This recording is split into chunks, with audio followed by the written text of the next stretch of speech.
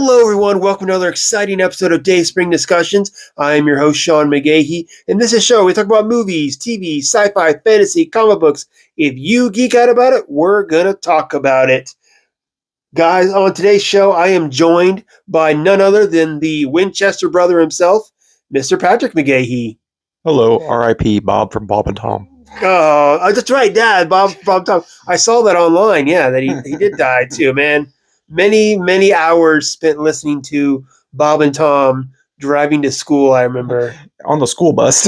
On the school bus too, right? Yeah, it was weird. I've seen a lot of comments about people saying on the school bus too. Yeah, it was weird. I remember, when you were driving us to school, we would listen to Bob and Tom. But yeah, now you say it, I do remember the school bus listening to Bob and Tom too. So I guess he was pretty much a chain smoker, they said. So well, yeah. I mean, back in the day like that. Of course, it's kind of he hadn't been a regular host in that show for like 10 years or something. So yeah, exactly. Well, oh well. So R.I.P. Bob. Hopefully, the best to his family on that. So all right, guys. So we are going to go through some topics here today. Of course, you fire back on the YouTube comments, Facebook, all that stuff. Let us know what you think. You can find me personally, Slim Dayspring 12 on Twitter and Instagram. Patrick, where can they find you? PJ7 Productions on YouTube. There you go. All right. So there you go, guys. All right. So as per usual, I gave Patrick a couple of topics that I would be willing to talk about today. But before we do that, I'm just going to interject the first one. And that today is April 18th, Superman Day. That's right. Action Comics #1 came out this day in 1938. So that's 88 years? We're almost still at 90 years. Is it 38? I thought it was 37. 38. It's 38. Okay. And then Batman was 39. Detective Comics came out in 39. Okay. So yeah, we're 88 years of not only Superman, but also superheroes in general, really is what it is. Is what kicked it off. Action Comics #1. People in tights. right, exactly. And being that I am a big Superman fan, I do enjoy this day. I'm going to go and just put Patrick on the spot too. Patrick, give me your top 3 Superman movies. I don't think you want my top 3. I do, because that's why I like doing this with you, because we have such different opinions. It makes for good conversation. So give me your top 3. Okay.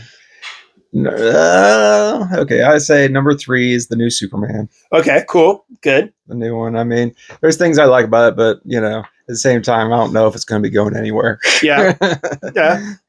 Yeah, I think it will be. Yeah. I mean, the only thing about that is the whole WB Paramount merger. Yeah. That's what puts it in question. Really, everything for me. hinges on Gunn, though. I mean, it's just like that's what I'm saying too. Day in, day out, people are saying, "Oh, he's going to go. Oh, he's going to stay." Yeah, and that's what it is. It's going to be. I mean, first off, if he's going to be forced, I don't think he's ever going to be forced out. Can you imagine what's going to happen if he leaves? I mean, and then what's going to happen with Superman? Yeah, exactly. I know the whole plan he has would be gone. Like I said, the Paramount WB merger is whatever. But yes, I did enjoy the very first this new Superman movie. I watched it a couple weeks ago on the plane when we went to Louisville. But okay, yeah. All right. What else you got? It's just I don't know. There were some odd choices here and there, but that's just James Gunn. Yeah, exactly.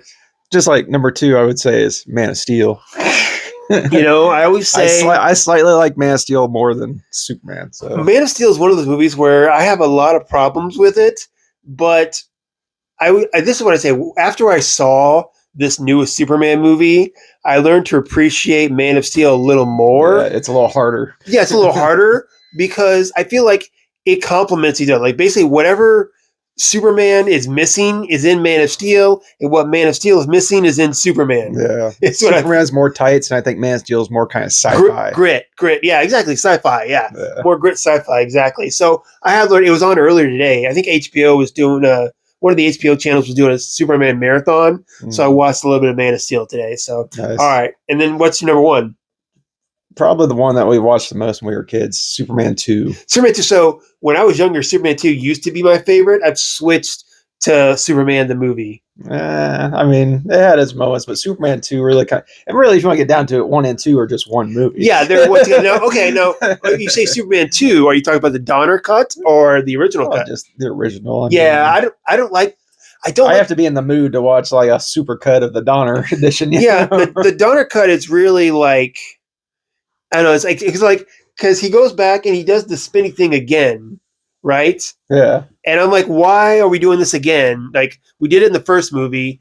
He does it again. I prefer the super kiss to make Lois forget, But I think some of those things were kind of repeated just for the sake that the movie was cut in half. So yeah, maybe perhaps that some of the things that were in the Donner cut, like say like the spinny thing, maybe that wasn't supposed to happen again. Maybe it was only supposed to happen once when the original cuts of both of them, perhaps. Yeah, I don't know. I'm not sure. Yeah, exactly. All I know is Kneel Before Zod. Kneel before Zod. I think I'm probably gonna go. Okay, Superman the movie is my favorite. Because to me, it's just whenever I watch the movie, the word that comes to mind is beautiful. It's such a beautiful film. The way it's shot, the way it's acted, the way it's scripted. That first shot, the first scene of Clark Kent in like introducing the Daily Planet, introducing Perry and Jimmy and Clark and Lois. That is such a perfect scene in my eyes. You cannot get a better scene as far as Superman than that scene. It was so great. Yeah, it's a decent start. Yeah, it's a decent start. It kicked off the whole superhero movie craze, man. I know. But I felt like the story was a little choppy. We believed a man could fly. I don't say anything about the effects. I mean, I loved seeing him fight a giant monster for once. And stuff like that. But. Number 2, I'd probably go the newest Superman movie, just because I think it gave you kind of like Superman the movie. It gave you that hope, that kind of that message of what Superman really is, but it also gave him a little bit of that humanity where he was kind of questioning himself, but also he knew what the right thing was, but he was struggling with stuff. You made him more, I don't know, like human, maybe even if you could say in that sense, and for that. And then my third favorite, probably, I'm probably going to go Superman 2. I mean, it's always a flip now, especially now. Oh, man, Man of Steel has climbed its way up slowly but surely, but I think Superman 2 is still my number 3. And then, honestly, it's a flip between Superman Returns and Man of Steel, depending, on that. I mean, the worst, I will say this, my least favorite is still not Superman 4, Superman 3. I will watch Superman 4 before Superman 3.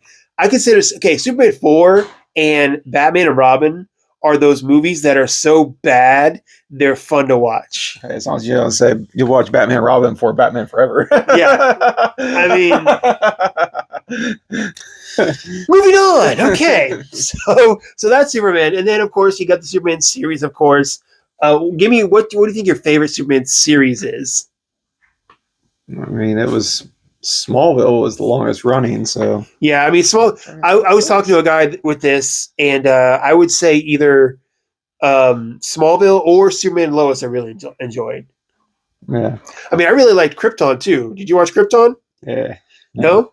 It was very sci-fi. I mean, honestly, you had Doomsday, you had Zod, you had Brainiac in that. It was pretty good. It just kind of seemed like another Superman excuse for a show without Superman. We had our first live action Lobo in that too, and our first live action Brainiac for that matter too. Like that was the hardest thing to swallow about Supergirl when she was first on TV. It was just like there was no Superman for her, until they introduced, Tyler. Yeah, exactly. Well, I mean, he was there, but you didn't see him. All her episodes were all about Superman villains and not really Supergirl. I know. Villains, yeah, we've had this discussion about how Supergirl borrowed so many Superman villains and Lex storylines. Luthor was her arch enemy. Yeah, exactly. Yeah, I know, right? It was ridiculous. So, but yeah, okay. All right. Well, that's Superman Day, guys. Hopefully, you are out celebrating. When I was younger.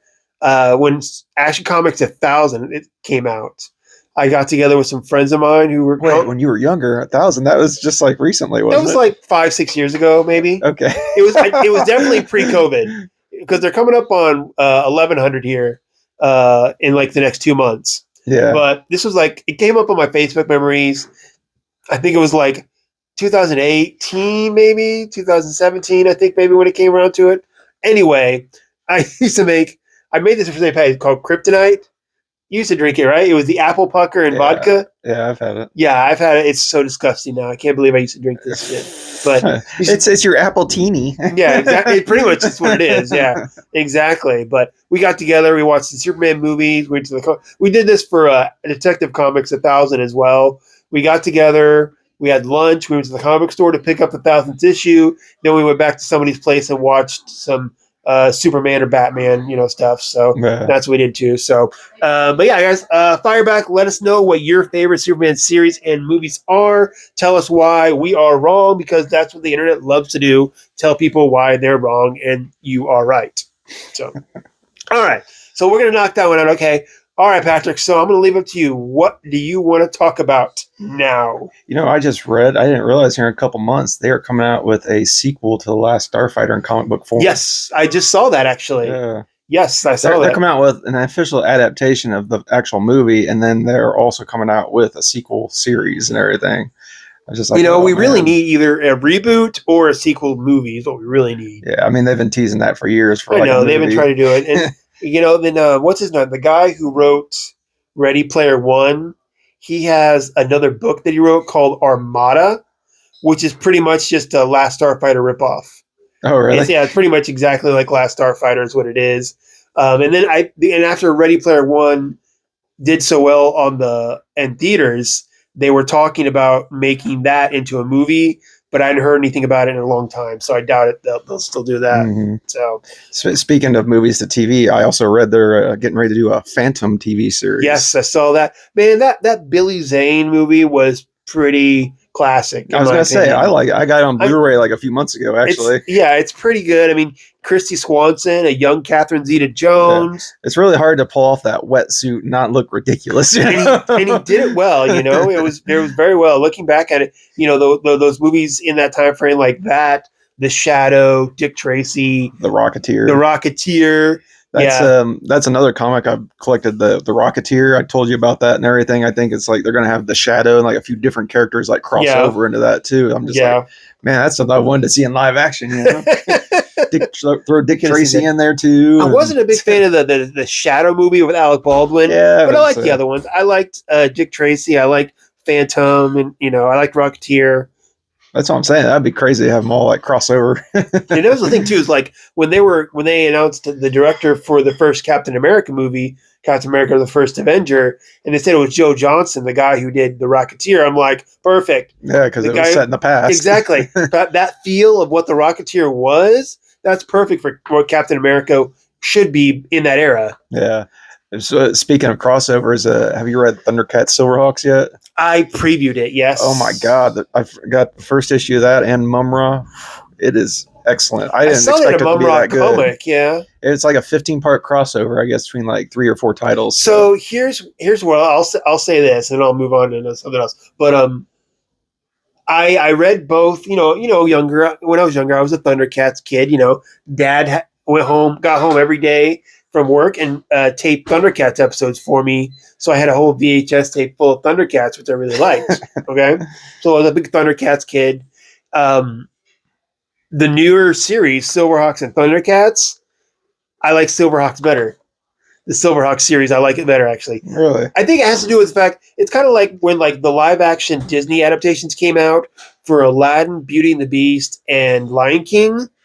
Those animated movies are a lot more closer to my heart than some of the other ones. Mm-hmm. So like I like more of their live adaptations better than those 3 because I wasn't as close to the originals, Yeah. So maybe I'm judging this Thundercats comic a little more harshly because I was a bigger Thundercats fan when I was a kid. See, I didn't watch any of the newer stuff, so I don't know. I don't know anything what Disney did with whatever, but I did read earlier they said that I guess in one of the last episodes of Thundercats they were getting ready to have them cross over with Silverhawks and everything if they were going to continue on. So speaking of crossovers, I've told you this too, I'm all in on the G.I. Joe Transformers universe, the Energon universe, they call it in the comics. They got G.I. Joe, you got G.I. Joe, Transformers, they're about to bring in Mask, and there's another one too, I think they're about to bring in. I forget who it was. Who is it? I can't remember, but it's great. Like the way they're weaving it all together, bringing in. I'm all in on this one. Yeah, all in on this. It seems like we're we're tired of waiting for them to do it animated or live action. They're like, we're just going to do it in the comics. And that's just it. Like, even they were talking about, bringing them in. And I'm like, guys, if you're going to do it, reference this material. This is how you do it. Reference this, It is officially a cold day in hell. The other day, Shia LaBeouf says he's in for another Transformers movie. Well, because he needs a paycheck, probably. He's been getting in trouble lately again. I was going to say, can you get a no fight clause in there? We say he's been getting in trouble again, so he's probably got to pay some lawyers, which means he needs more money. So yes, he needs to do another Transformers. You know what? The thing is, that thing would probably be successul. That's the thing about it. I don't know. Especially if you got Megan Fox back in there. I don't know. I mean, with that, look, again, it's all this whole WB Paramount. Because here's the thing. Okay, I'll go. Let's go dive into Cinemacon a little bit. Okay, if you look at the slate for all the movie studios this year, Paramount has the worst slate. The worst slate. They have like nothing. They have like Sonic, and that's about it. Is their biggest movie coming out this year? Okay, where Warner Brothers has the Odyssey coming out, and of course Disney has Avengers, and Universal has what are they? Oh, what is it? Not Odyssey. Are they doing the Odyssey? No, they're doing the Odyssey. Warner Brothers has Dune 3. That's right. Mm-hmm. So anyway, but Warner Brothers has the worst slate, I think, this whole year, and they're the ones that are buying WB, who had the best year in movies last year. And I'm like, shouldn't this be reversed? But it's not. Yeah. So there's my soapbox on that. Okay, but Cinemacon, let's dive into this a little bit. Do you follow Cinemacon at all?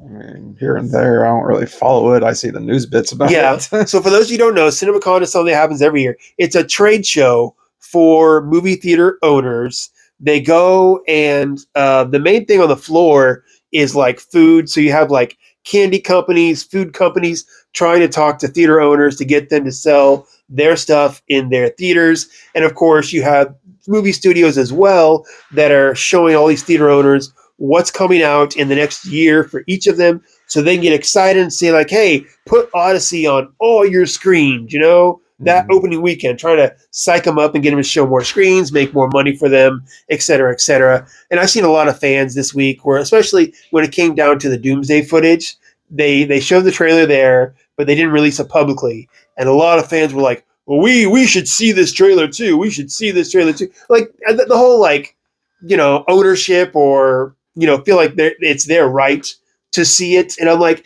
this isn't an event like Comic-Con or D23 or anything like that, okay? This is a trade show, okay? People that are there had to pay I think it's $1,500 per ticket to be there, okay? So I'm like... So they're privileged to that information, is that what you're saying? Exactly, yes. Exactly what I'm saying, okay? It's not a... Plus, a lot of the stuff they show there isn't finished. They show, stuff from the next Spider-Verse movie. Some of the animation is not finished. The studio doesn't want the general public to see that stuff yet, is what it is.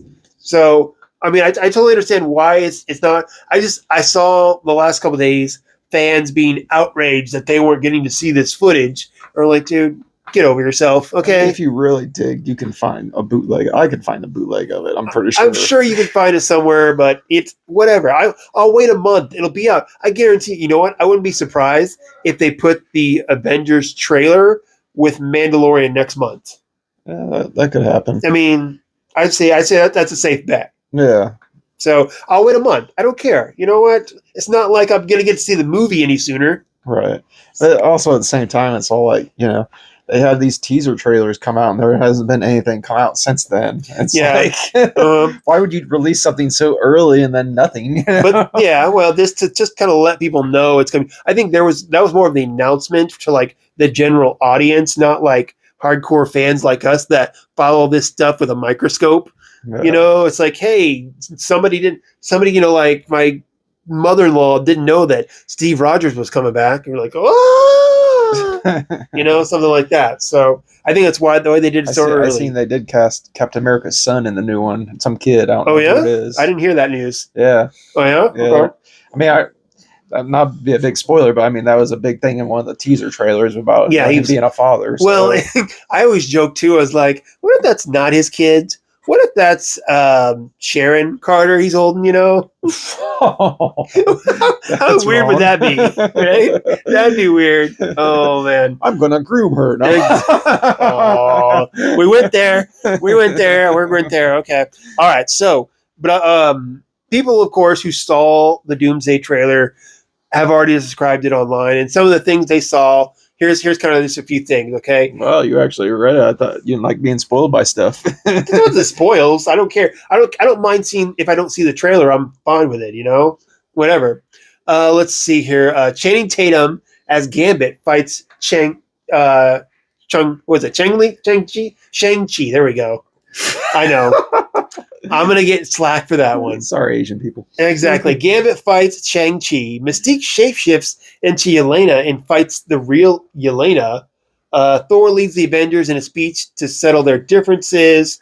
Let's see here. We see the desert landscape that we saw from that teaser of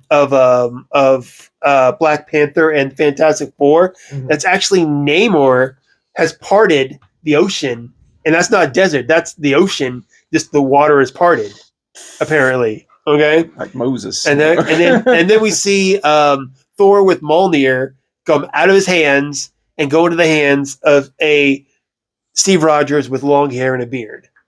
So a lot of this seems like fanfare, like could be made up, but at the same time, I don't think there are really any huge moments in there. Yeah, I mean, it's one of those things. I mean, to me, when I see these descriptions, I'm like, okay, so we're getting like X-Men versus Avengers, huh?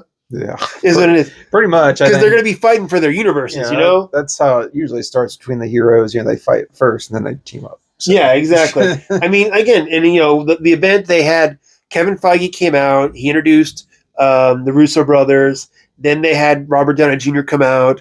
Then they had Chris Evans come out and all this other stuff. So, and you know, it's from what I've been seeing in interviews online that they did at Cinemacon. You know, they were talking about, you know, what the Russo brothers have been saying is like, this is really a sequel to Endgame. It's not just the next movie in the MCU. They came back because they wanted to do a sequel to Endgame, and that's why they brought Steve Rogers back, just kind of to continue that storyline.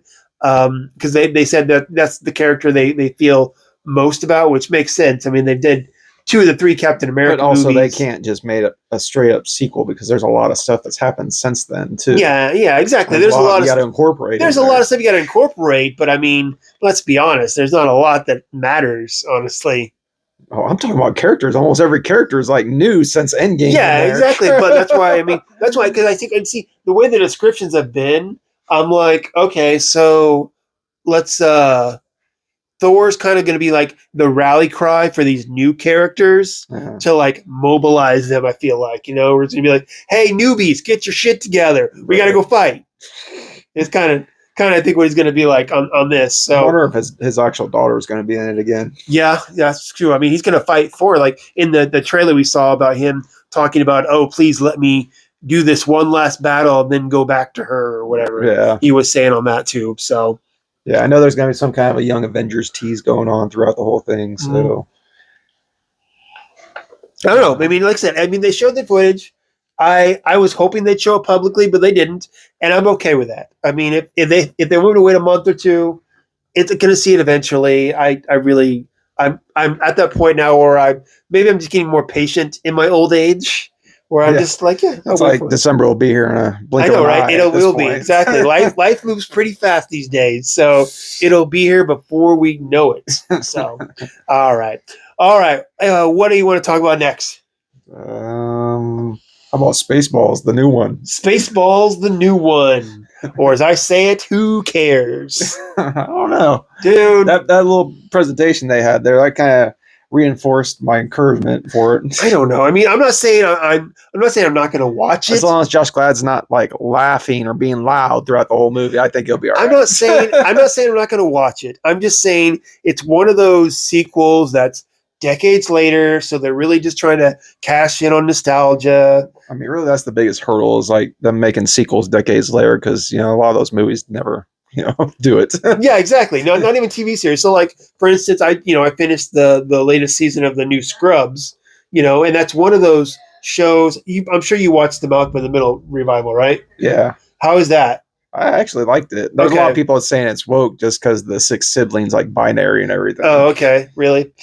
But I never watched Malcolm in the Middle, so I didn't. I was going to check. It was always like a live action Simpsons to me. So, but yeah, I mean, there have been several, reboots or really like sequel TV series in the last couple of years, trying to cash in on that nostalgia from other series. We tried for Buffy. Yeah, well, we tried for Buffy. We can talk about that in a minute here, but they didn't quite go. I think Scrubs is pretty good. From what you're saying, Malcolm in the Middle might be another one. Here's my gripe. Good. That was the season finale, 9 episodes. Yeah.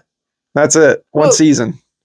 I had to look this up. Season 4 had 25 episodes. Yeah. And the last season of The Mandalorian had 8 episodes. What's your point? No, every season had 8 episodes. Exactly. You get one more. You're talking about those are expensive ass episodes, all the effects and stuff like that. But we're talking about Scrubs, like basic comedy. Yeah, but this is a show that is coming back to say, hey, here's what we're going to do. Do you like it? Okay, you guys like it. So let's do a season 2 you think they're testing the waters? Yes, I think they're testing the waters. Exactly what it was. They didn't want to put the studio or whoever didn't want to put the full money in to doing like a 16 or 20 episode season. They're going to get med school again. Something.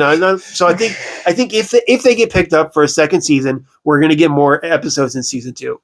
I think again, like I said, I think it's a test of the waters, and I enjoyed the first 2 episodes I wasn't crazy about, but I enjoyed the other parts. Once they found the footing, it was good. So I just hate all those people are just being so critical about it and everything. Like, oh, this is woke now, blah, blah, blah. It's just like everybody's using that word woke nowadays just to describe something they don't like. Well, yeah, they're describing the thing, that they don't like, and it was like there's really nothing woke about it. I usually shut them up by saying, hey, it could be med school again. Yeah.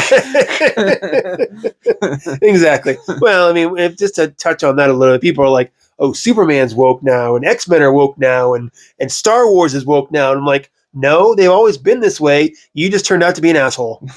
Is really what it is. So, all right, let's jump off this subject and into something else. You want to pick another one?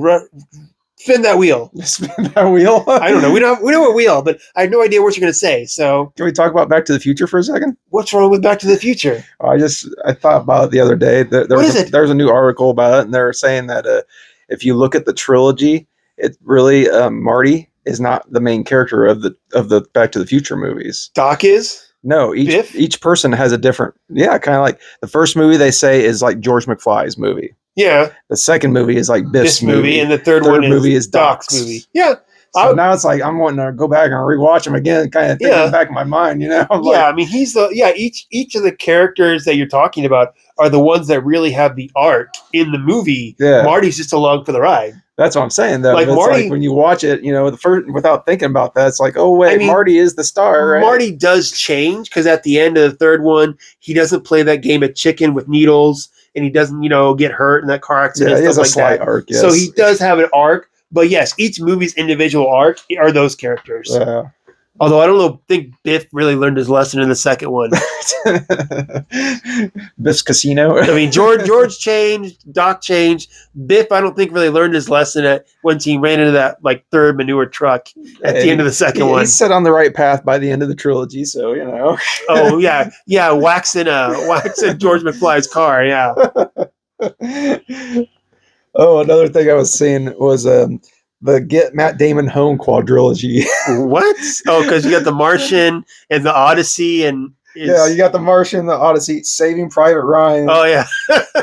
and then Interstellar. Oh yeah. He was saved in that one too. Yeah, it's true. Yeah, he just likes journeys of getting home. Help us get Matt Damon home. Yes, once again, he will get home again this summer in The Odyssey. Oh my gosh. That's great. That's great. Okay. I'm going to take over this one real quick. Yeah. I want to talk. We mentioned Buffy. Okay. So I just read this morning. They're doing a new Buffy comic. Okay. So after the series ended with season 7, Joss Whedon and the people at Dark Horse made a season 8 comic to continue where the show left off. They went several seasons to like 10, 11 or whatever. Mm-hmm. Okay. And then you had another spinoff with Angel and Faith. And then that ended. Well, Boom, I think 2018, did like a Buffy comic reboot where like they just did a complete reboot and stuff like that. They had a Buffy comic, an Angel comic, I read it. It wasn't very good. Now we have Dynamite is taken back over. And the thing that kind of gives me a little hope on this one is that Kelly Thompson is going to be writing it. She's, I wouldn't say one of my favorite comic writers, but I know her. She's solid. For that, I could say maybe this might be better than what Boom has produced in the last couple of years. But, they're going to do a Buffy. They're going to do an Angel. Seeing where it goes, I'm going to give it a little bit of credit. It's supposed to start from the beginning or what? So it said, Kelly Thompson, the two series are set to interconnect and complement each other closely for an epic introduction to the characters and franchise for new audiences. Sounds like they're starting over. As well as longtime readers. Buffy and Angel are two of her most ambitious projects to date. Yeah, so I think they're really starting over. It's going to be a new interpretation of Buffy, huh? So, and I say, personally, that's what they should have done with the series. Instead of trying to give us a sequel series, they should have. That's what a lot of people wanted to see the series continue. That's why that was in the comics. I mean, I like the comic, like that season 8 comic. I enjoy that. Oh yeah, I like the season 9 too. Season 10 they kind of lost me. I enjoy that in the comic, but I think for a series, again, they're like we just talked about, Malcolm in the Middle, Scrubs. Getting back to that, Buffy, she was kind of with a girl for a second, right? In the comics, I think it was. What? Buffy, yeah, she was. Yeah, she was. Yeah, she went. She swung the other way. Yes. I was watching an interview with Sarah Michelle Gellar during Ready or Not 2, and they're talking to her about the Buffy comics. And said, "Oh, she kisses a girl." This one, what? Really? She was all like reacting to it. On that, one of my favorite panels or issues, okay, is when Buffy first has sex with a girl, right? And Xander walks in on it, okay? And Xander and this girl that he kind of has a crush on, they both walk in, right? And he's like, "Oh my God." And she's like, "Oh my God." He's like, "Oh no." And Xander's like, "No, I'm dreaming. It's like, "What? Yeah, I've had this dream before. You're here. Buffy's here. I'm just going to sit back and wait for Willow to show up." That was one of my favorite panels ever. I still love that panel so much. It was great and true passion. But yeah, I mean, I think obviously I was excited for more Buffy. I'm a fan of the franchise. I know you're a fan of the franchise. It's kind of, I wanted to see a rejuvenation of it in some form. And I think maybe, again, a reboot is probably the best way to go with it. Yeah, in the comic book form, yes. In the live action, though, I think they should have just done a continuation with the new Slayer and everything. So I don't know. I mean, it depends where they're going to go. Because if it's a continuation, how do you handle how they handled the ending of the series in, the ending of the series, how they handled it, how they handled the end of the series with all the Slayers activating. Yeah. How would that's what I'm saying. You have your choice of a main character right there. Yeah, but to have all the Slayers rolling around, I don't know. I mean, obviously you'd have to have Buffy, and I did read that I guess Spike was a part of the reboot and everything. So, oh, really? Yeah. Okay. I don't know. I mean, you had to have all some of those OG kids. And that's the thing too, is like you bring in James Marsders and David Boreanaz, you bring them back, they look way older.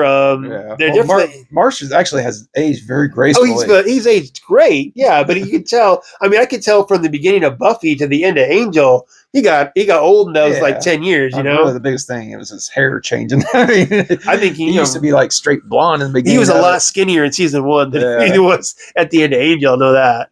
But. Yeah, well, he got money since then, so.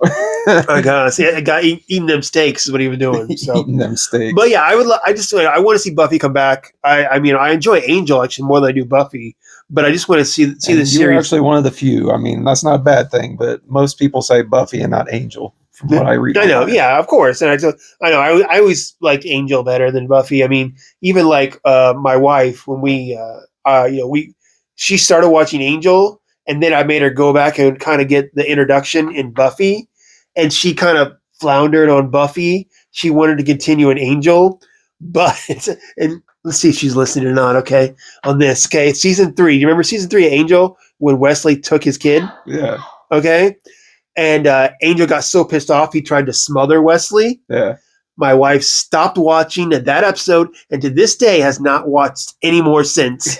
She refuses to watch it because, quote, he's mean to Wesley. To this day, this was like 10 years ago when she watched this, and she refuses to watch anymore because of that. She's like, I can't stand it. I can't stand that. I mean, you're talking about taking the child of like a 200-year bloodthirsty creature and not expecting anything's going to happen to I you. know. I'm just like, and I told her, I was like, man, it gets good after that, but she doesn't like it. She doesn't like how I told think her it kind of goes up and down. It went really off the rails with season 4. Season 4 especially was when they got rid of Cordelia and made her all evil and stuff. So, like that. Touching on that a little bit too. So here's another thing: is with the Boom comics, and even later on in the Buffy extra season comics or whatever, they worked because Joss Whedon was involved. Joss Whedon projects that Joss Whedon is not involved with don't work. Like even like the Firefly, they've done Firefly / Serenity comics with Joss and without him, and the ones without him, I can't get into. They need their Dave Filoni. They need the voice because I mean Buffy is Joss Whedon, you know, and I know he's been like canceled or whatever. Yeah, kind of, but I don't think you can have unless you completely change the kind of tone of what Buffy is. Joss Whedon is Buffy.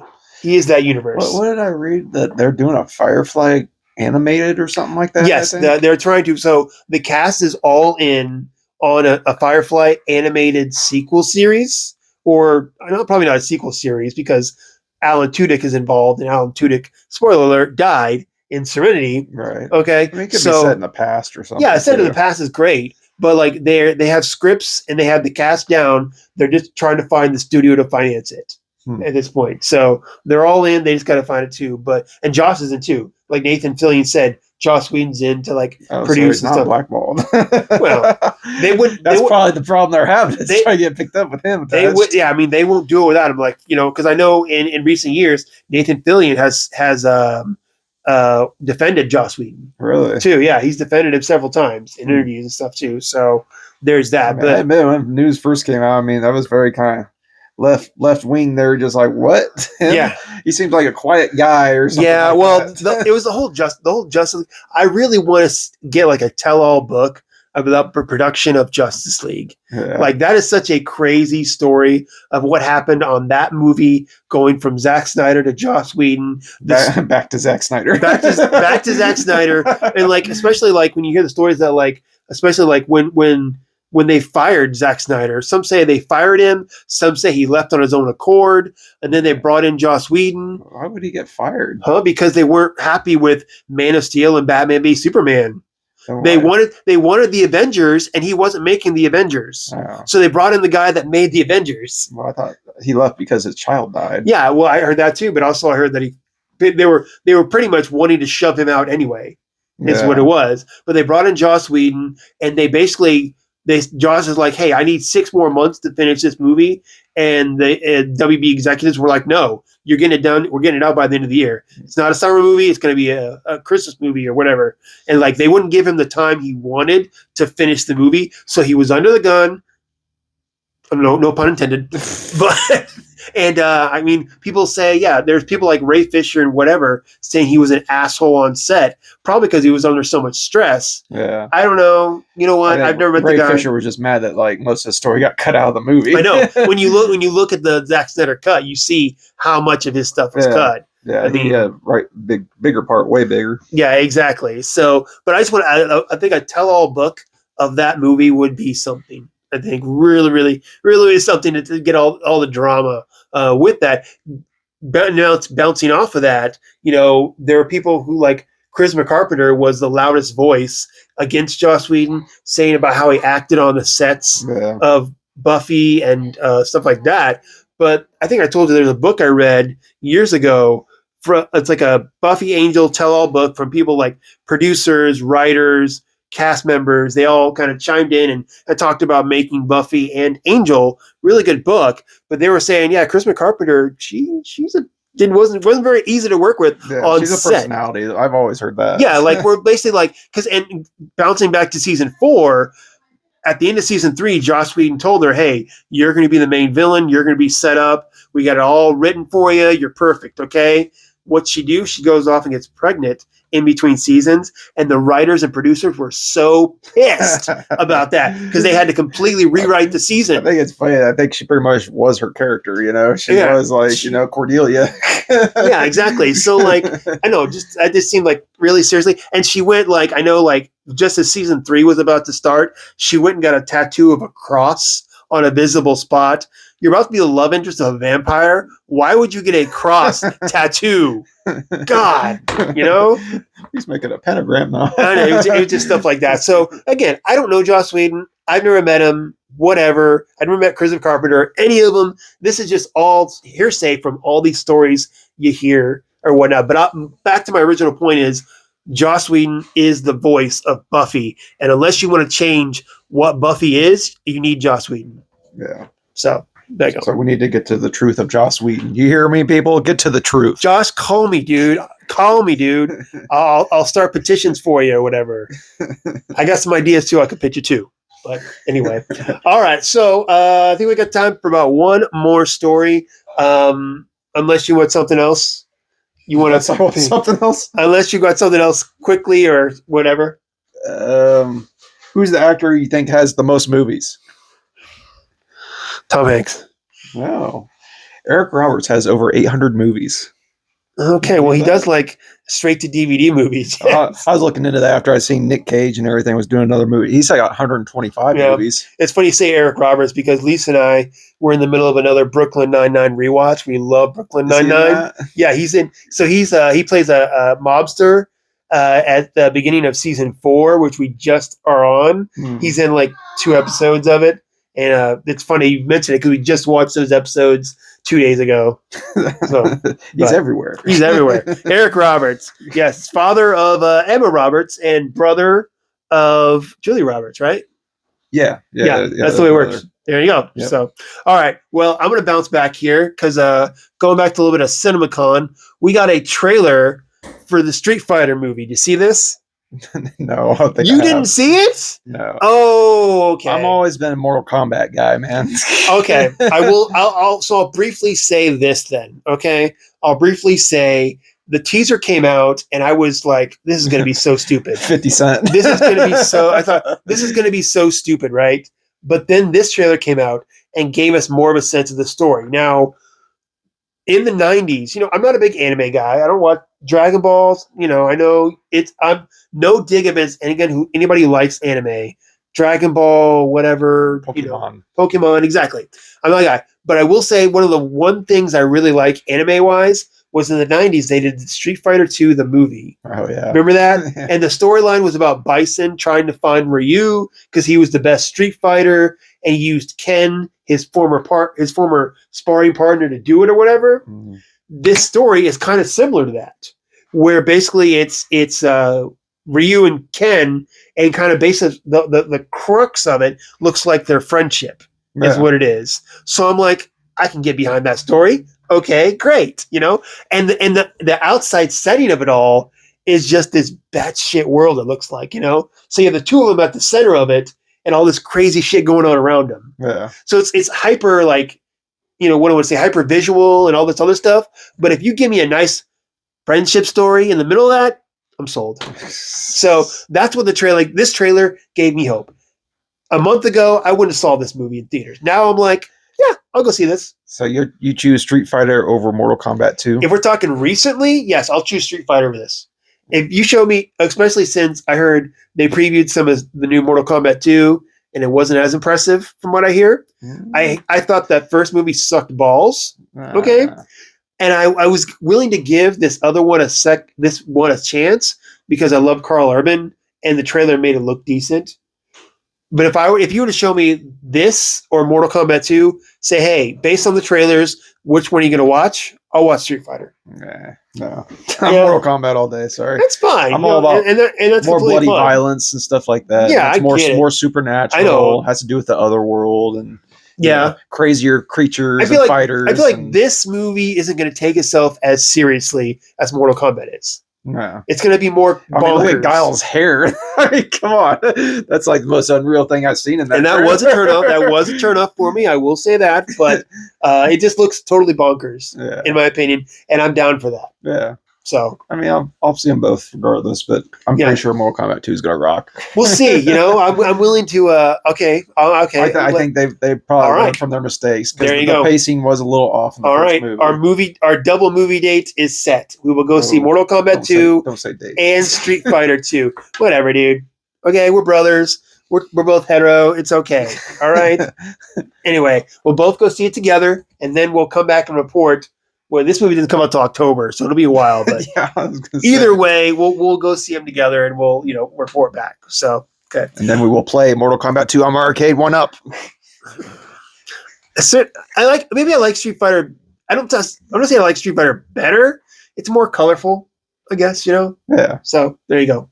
All right, one more thing. What do you got? Give me something. You want one more thing from me? One more thing. Well, we didn't talk in depth about the Street Fighter, so. Are you interested in the Mummy movie? No. Are you going to go see that? No. It's been getting so reviews and everything. I've heard that too, It looks like an Evil Dead movie. But it's funny because I was just watching the Mummy Returns earlier with our parents and everything. Oh, I love the movie. Yeah, I was on. It's just like, I told them. It was on cable the other day too. I just got it on 4K, the trilogy and stuff. And I was just like, man, the general audience might get a little confused because it's like Brendan Fraser's getting ready to shoot the Mummy 4 here in like a few months and everything. And it's like, so we've had the Mummy 4 is going to be coming out, but it's not going to have anything to do with the 2 previous Mummy movies. I know, the Tom Cruise Mummy, and then we have this Mummy, and I know it's weird, but hopefully, I think people will know. But I think it'll do good. I mean, Brendan Fraser, Rachel Weisz, even the guy that played Jonathan, the brother and everything. He got the 3 main. Yeah. Is the guy who played the Mummy coming back? I'm not sure. That's kind of what it is. You got his character wasn't in the third one. It was a different Mummy in the third one. Yeah, and another mistake in the third one. So if you have the main 5, like those 3, the Mummy guy and the guy from the Brotherhood or whatever. Yeah, and maybe the son because he was in. Yeah, he was in there since the second. Well, you got to have the son, just a different actor, of course. Yeah, but like I'm talking actor wise and character wise. Bring back those 5. I think you're on the right track. Yeah, I mean this could be like the movie that brings Brendan Fraser back into the action spotlight a little bit, He's just like, I think he's getting old. He's almost like 60 or something, isn't he? I mean, he's 50. 50s? I thought he was close to 60s. But... I mean, he was a teenager when we were like kids, so. Oh, yeah, I don't know. I'm looking forward to him. Definitely looking forward to it. So I will say that. So, all right, guys. Well, I'm going to call it there unless there's something Patrick deeply wants to talk about. Not deeply. Okay. No. Not deeply. Hey, I say get your Cubs hat on. We've been watching some games or keeping up with them. They won the last 4. I know. Yeah, they run against the Mets, which are one of the. What I want to say, I just read an article the other day. They're the second. Well, they pay the second most for their team, and next to, of course, the Dodgers, because the Dodgers have been winning the championships. Right. Gee, I wonder why. Right. Maybe they spend more money on their team. Well, hey, in July I get to go back to Indiana, so I'll be a little closer to the Cubs. Oh, I didn't tell you. So Lisa and I, Mother's Day weekend, the Cubs are going to be up in Arlington, which is near Dallas. Yeah. We're going to the Saturday game. Oh, nice. Yeah, we're going to drive back Sunday on Mother's Day, which, we're going up for dinner on Mother's Day, Sunday night, so don't make any plans. Okay? Great. Cool. All right. All right, guys, that is going to be it for us today. Of course, fire back on the social media groups and let us know what you think about any and all the topics and all the other stuff we didn't cover. We didn't talk about the final Mandalorian and Grogu trailer. We didn't talk about what's her name? Andrina Ahorna. I don't know how you say it. We touched on Superman and Star Wars. Yeah, exactly. A little bit, but we didn't talk about her joining Man of Tomorrow and that kind of conversation. But do you think she's Wonder Woman or what? I think if she plays Maximus, it's going to be a waste. She's a great actress. I think. Look at her. I've never even heard of her. Maximus? No, the actress. She's in Andor. Did you watch Andor? Yeah. Well, no, I watched bits of it. Oh, okay. Andor is kind of boring to me. I get you. Hey, the first 3 episodes of Andor, I fell asleep. You actually fell asleep. But we watched it late. But I will say this, okay? I really enjoyed it. But the thing about Andor, the series, my least favorite part was Andor. Like, the other characters I thought were more interesting than the the main It's like, character. if Phantom Menace is your favorite Star Wars movie, that series is for you. Something like that. So, but no, she's a great actress. I think if she's only as Maxima, a C-level character in the DC universe, it's a waste. Yeah. So, well, I mean, she's kind of prominent in the '90s and everything. I didn't really. Yeah. What's she doing nowadays in the comics? I haven't really heard about her in a long time. I mean, well, I was thinking about it too. Is like, she was on the Justice League during the death of Superman. Yeah. That's one thing that always bugged me was like, okay, so during the death of Superman, the Justice League was like her, Fire and Ice, Guy Gardner, like all these like low level characters, right?